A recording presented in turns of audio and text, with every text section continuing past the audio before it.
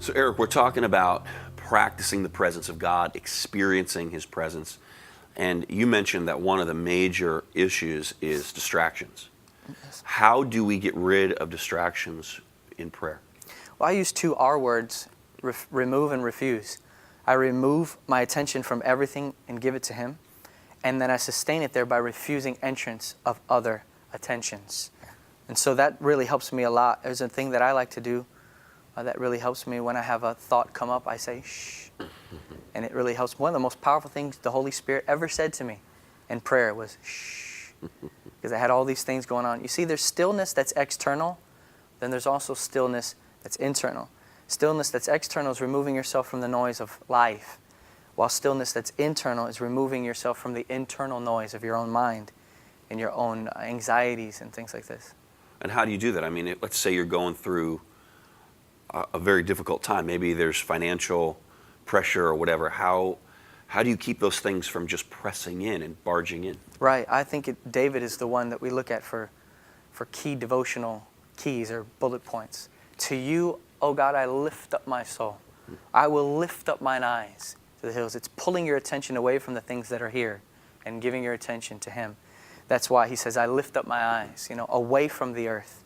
And this is what has to happen. A lot of times our eyes are here at ourselves. We have to remove them from ourselves and the earth and look unto God. Lord, I choose to look at you. This is the issue. And once a man begins to look at the beauty of the Lord, he's blinded to all the distractions of self and this life. And so that's how a man does it. Remove and refuse. Remove your attention and refuse the entrance of attention. And look unto Jesus, the author and the finisher of your faith. You make this sound really easy. Yeah. Is it easy for you? Oh, it is very easy. I think the only difficulty is thinking that it's not easy. Yeah. So it's very easy. I mean, Jesus says, my yoke is easy. Yeah. My burden is light. The thing that makes it so difficult is that we have thought it's more than what it really is. It really is just simply looking to Him. Just as I look to you right now, I'm giving my attention to you.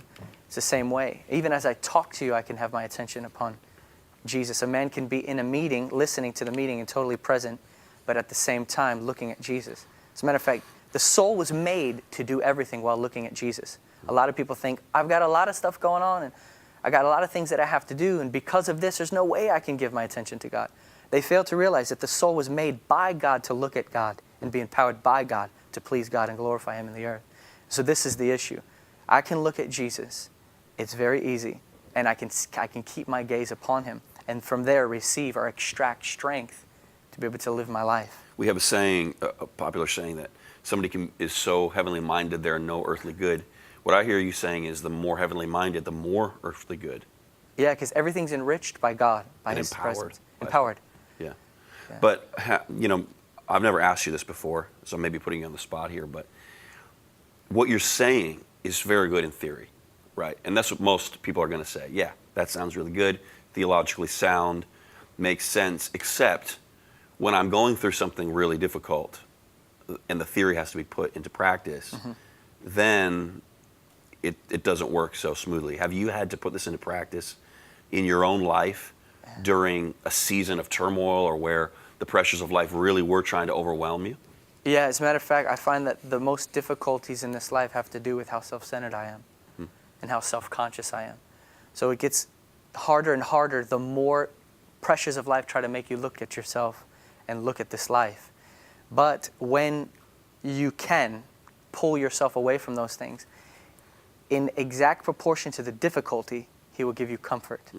And that's where He shines brightest, is when it's darkest. So what I hear you saying is when we're in those seasons of difficulty and darkness and pressure, the temptation is to put our focus on those things. But actually, the more we put our focus on them, the more difficult they become. Yes, definitely.